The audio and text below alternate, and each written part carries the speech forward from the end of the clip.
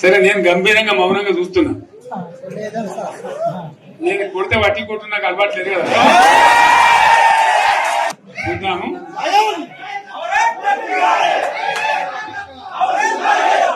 రోజులు కానీ అన్నట్టుగా నేను చూస్తా ఉన్నా. కానీ మనోళ్ళందరూ కూడా ప్రతిపాదిస్తుంది ఏంటంటే, ఒక సంవత్సరం జరిగిపోయింది, సంగమేశ్వర ఆన్నే పన్నది, బసవేశ్వర ఆన్నే పన్నది, పాలమూరు ఉత్పత్తుల పథకం ఆన్నే పన్నది, కాళేశ్వరం అట్లా ఎండబెడుతున్నారు, ఇవన్నీ అన్యాయాలని. కాబట్టి ఫిబ్రవరి నెలాఖరులో ఒక పెద్ద బహిరంగ సభ పెట్టాలి, మీరు కథ చూడాలి జరుగుతా ఉంది.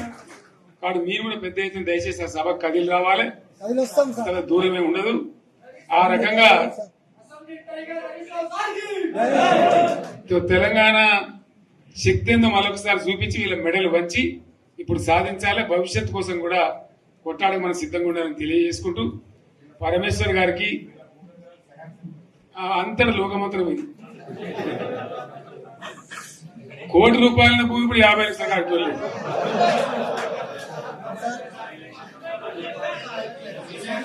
ఈ ఒక్కని బాధ ఒక ఆయన వచ్చింది, మన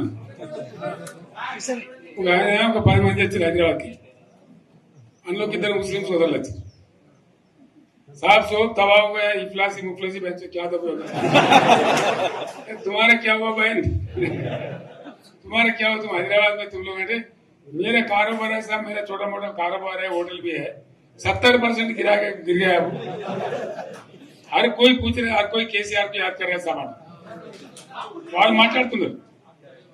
ఎక్కడ ప్రతి ఒక్కరు భూముల ధరలు పోయినాయి, మన్ను పోయినాయి, మసాలు అన్ని పోయినాయి.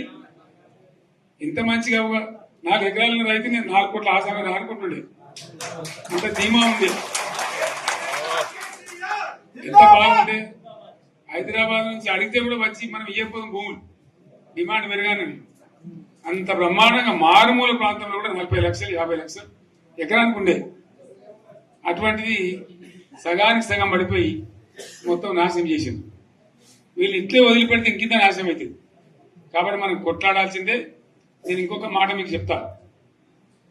ఎలక్షన్లలో నేను మస్తుగా చూసిన 50 ఏళ్లలో పార్టీలు గెలితే ఓడతాయి. ఇంత మాయలు ఏడాది లోపలనే కాంగ్రెస్ పార్టీ దొరికితే కొడతాం రానంత గొప్పగా.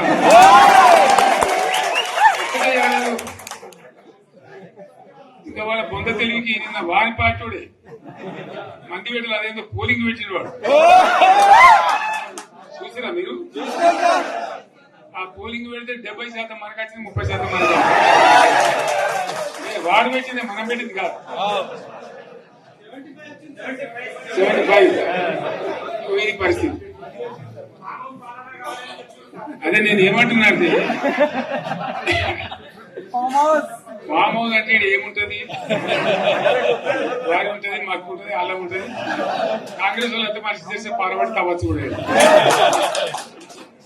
లంగత. దీన్ని ఫామ్ హౌస్ అని మనం బదనాలు చేసి అంతే కదా. నేను ఏమంటున్నా అంటే, అన్ని మబ్బులు వీడిపోయినట్టు ప్రజలకు అన్ని తెలిసిపోతున్నాయి. మంచి ఏంది, చెడ్డ ఏంది, ఏం జరిగింది అన్ని ఇంకా ఘోరమైందని చెప్తున్నా. వీళ్ళ తెలియదక్కతనానికి ఏమైంది, నిన్న మొన్న రిపోర్ట్ వచ్చింది. Comptroller and auditor general of India అని కాగ్ అంటారు దాన్ని. కాగ్ రిపోర్ట్ వచ్చింది. పోయిన సంవత్సరం మన గవర్నమెంట్ లో వచ్చిన ఆదాయం కంటే 13,000 కోట్ల రూపాయల ఆదాయం తగ్గిపోయింది. ఇంకా మార్చి పోయే వరకల్లా ఇంకో 3-4 కోట్లు అవుతుంది. అంటే 15,000 కోట్ల ఆదాయం పోతుంది. మన గవర్నమెంట్ ఉన్నప్పుడు ప్రతి ఏడాది 15,000 కోట్లు పెంచుకుంటూ పోయింది. ఏడాది 10 నుంచి 15,000 కోట్ల ఆదాయం పెరిగేది మన టైంలో. అంత జాగ్రత్తగా మనం వ్యవహారం చేస్తాం. ఇలా ఉల్టా 15,000 కోట్లు పడిపోయింది. ఇంకా వాడేమి ఇస్తాడుగా, ఇంకా ఇస్తారా? ఇంకో 4-5 నెలలైతే జీతాలే కష్టమైతే ఉంటుంది. అందరు పెండింగ్ పెట్టి రిటైర్ అయిన దొత్తలు పైసలు మీకు చూస్తారు కదా పేపర్లలో. సో ఆ విధంగా రాష్ట్ర ఆర్థిక పరిస్థితిని కూడా దివాలా తీయించారు.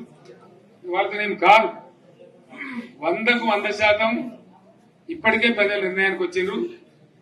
డెఫినెట్ గా రాబోయే గవర్నమెంట్ మనదే అని అనుమానం కూడా అవసరం లేదు.